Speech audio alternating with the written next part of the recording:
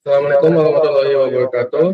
Perkenalkan kami dari kelompok 4, izin mempresentasikan hasil presentasi kami tentang updating sistem informasi tata ruang Sentaru 2023, yaitu KAK-nya dari Dinas Pekerjaan Umum dan Penataan Ruang Kota Banjarmasin, tahun anggaran 2023, Teknik Informatika, Kampus Telkom University.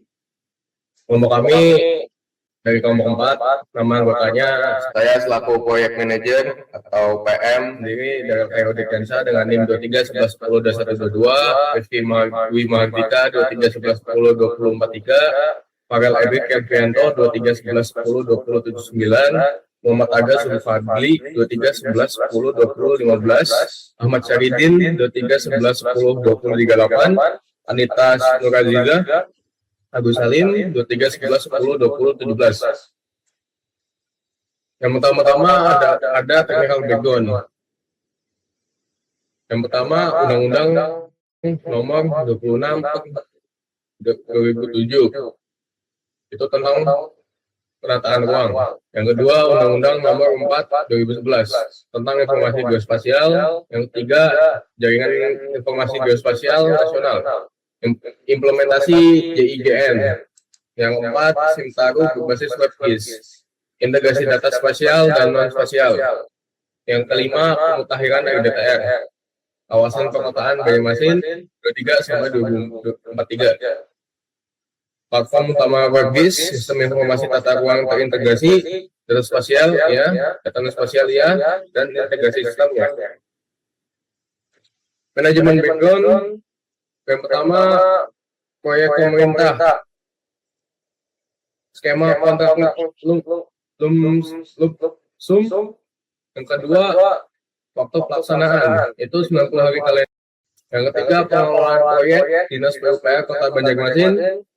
Yang keempat, koordinasi lintas bidang, tata ruang, GIS, teknologi informasi. Yang kelima, manajemen proyek, itu pengendalian waktu dan biaya. Struktur manajemen PMO atau Project Management Office itu satu pengendalian waktu, kedua pengendalian waktu, ketiga pengendalian biaya. Habis itu ada past experience. Pada tahun 2021 terdapat pembangunan Sentaru Kota Banjarmasin, itu implementasi sistem informasi tata ruang pertama. Yang ke 2022 itu updating Sentaru RDTR kawasan Pantuil. WebGIS itu berbasis RT/RW dan RDTR. Terus ada juga data spasial, itu mengambil data, zonasi, dan integrasi. Pencapaian utamanya kurang lebih 3 tahun pengalaman, sistem teruji, data terverifikasi, platform stabil. Selanjutnya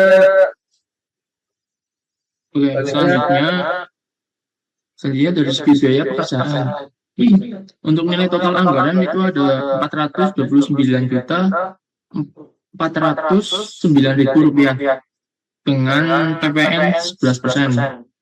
Kemudian ada juga dari sumber dana, ada dari APBD Banjarmasin, kemudian dari jenis kontraknya itu ada Luxum. Kemudian dari rincian pekerjaan, di sini ada pengembangan aplikasi WebGIS, yaitu platform sistem informasi tata ruang berbasis web. Kemudian ada penyusunan database spasial, yaitu integrasi dari data geospasial dan atribut. Kemudian penyusunan laporan dan manual guide dari dokumen sistem dan aduan penggunaan. Kemudian pelatihan dan alih pengetahuan, yaitu dari penerapan sistem kepada user akhir. Next slide. Oke.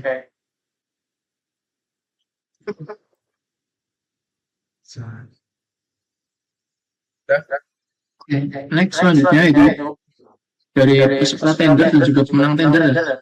Di sini ada proses pengadaan. Yang pertama itu pendaftaran peserta tender, itu dari konsultasi perencanaan yang memenuhi persyaratan administrasi dan juga teknis. Kemudian evaluasi proposal, penilaian berdasarkan aspek teknis dan juga biaya secara komprehensif. Kemudian ketiga, penetapan pemenang. Itu dari pemenang tender ditetapkan berdasarkan nilai evaluasi tertinggi. Next, ada juga manajemen plan, yaitu overview. Di sini ada 9 area manajemen proyek. Pertama ada integrasi koordinasi dan juga sinkronisasi, kemudian kedua ada scope, yaitu ruang lingkungan pekerjaan, 3 time, waktu, jadwal, dan juga timeline. Kemudian dari 4 cost, anggaran dan biaya, 5 quality, standar dan kualitas, 6 human resource, yaitu tim dan juga personil, 7 communication, yaitu informasi dan juga koordinasi, 8 risiko dan mitigasi, 9 pro recruitment atau pengadaan dan juga pro recruitment. Next, selanjutnya silakan teman saya akan meneruskan.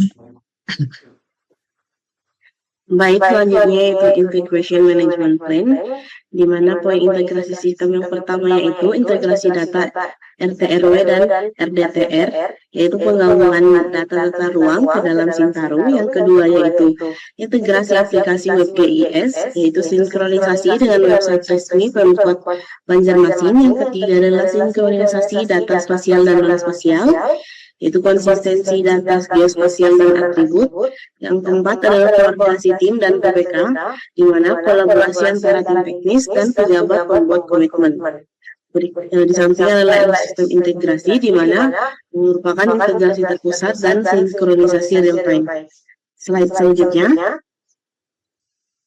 Berikut merupakan integration management plan, di mana terdapat deliverables atau milestone, bobotnya dan nilai rupiah beserta waktu N+2, di mana ada laporan pendahuluan, laporan antara, laporan akhir plus data, manual guide, sistem informasi terupdate, dan total atau BAC-nya.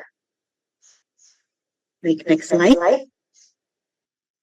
Selanjutnya itu scope management plan, di mana tahapan pekerjaan yang pertama yaitu tahap persiapan, yaitu pendahuluan dan koordinasi tim. Yang kedua yaitu tahap perancangan sistem, merupakan desain dan pengembangan aplikasi. Yang ketiga adalah tahap pengintegrasian, yaitu penggabungan data dan sistem. Keempat adalah penyusunan buku dan dokumen, yaitu dokumentasi dalam pelan teknis.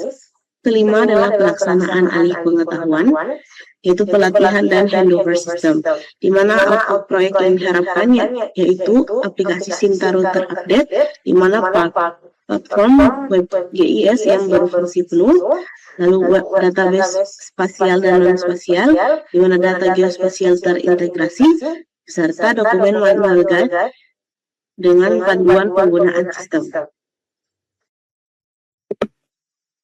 Baik, untuk time management plan-nya sendiri, dari total durasi adalah 12 minggu atau 90 hari kalender.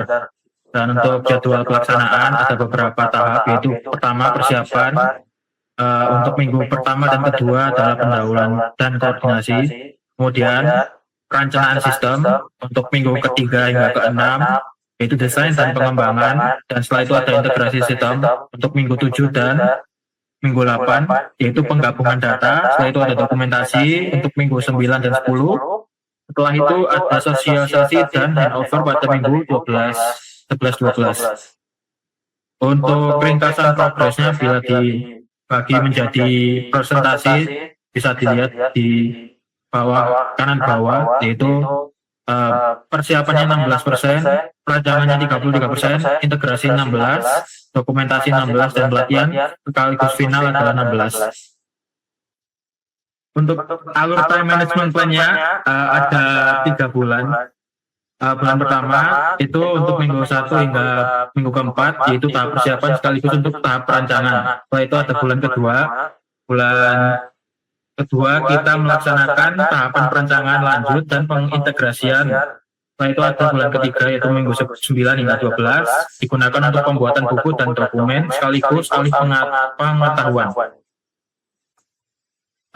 Untuk cost management-nya sendiri, pengendalian biaya, kontrak lump sum, pengendalian biaya sesuai nilai kontrak tetap, kemudian monitoring berkala, yaitu realisasi biaya dipantau setiap tahapan pekerjaan. Setelah itu ada pembayaran berbasis output yang dilakukan sesuai capaian output pekerjaan yang dimiliki oleh Simtaru sendiri yaitu 429.400.000, dan itu termasuk PPN 11%. Dan untuk info pembayarannya berdasarkan progress milestone, verifikasi approve, dan sesuai timeline proyek 12 minggu.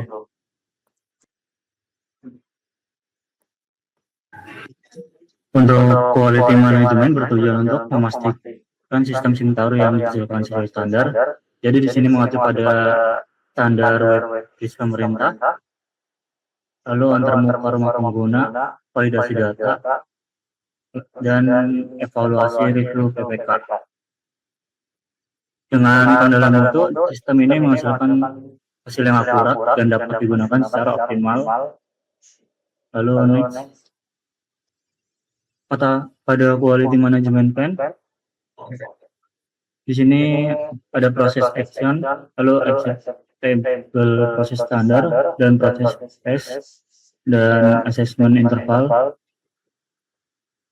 Di sini ada identifikasi data, lalu perancangan model, integrasi sistem, dokumentasi akhir, dan transfer teknologi. Untuk prosesnya di sini teridentifikasi model dan fitur data spesial non spesial secara lengkap sesuai dokumen.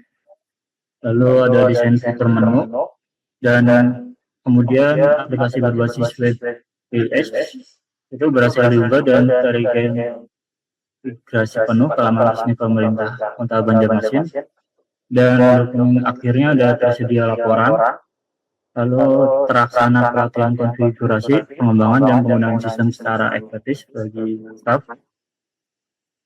Dan pada proses phase-nya tahap persiapan, tahap perencanaan, tahap pengintegrasian, pembuatan buku dan dokumen, dan tahap alih pengetahuan pada minggu ke-1 sampai ke-2.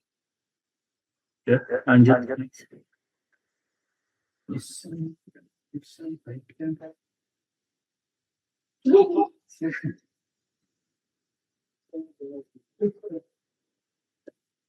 Di sini pada hubungan resource manajemen ini menjelaskan plan. Di sini ada tim leader sebagai perencana wilayah kota, lalu tenaga ahli SIG sebagai sistem informasi geografis, dan programmer perangkat lunak. Dan terakhir ada programmer basis data di sini yang memanajemen data spesial. Kelima ada desain UX, dan keenam ada operator komputer.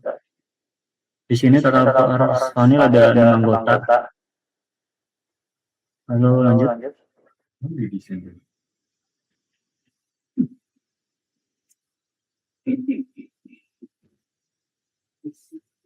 Pada bagian resource management plan,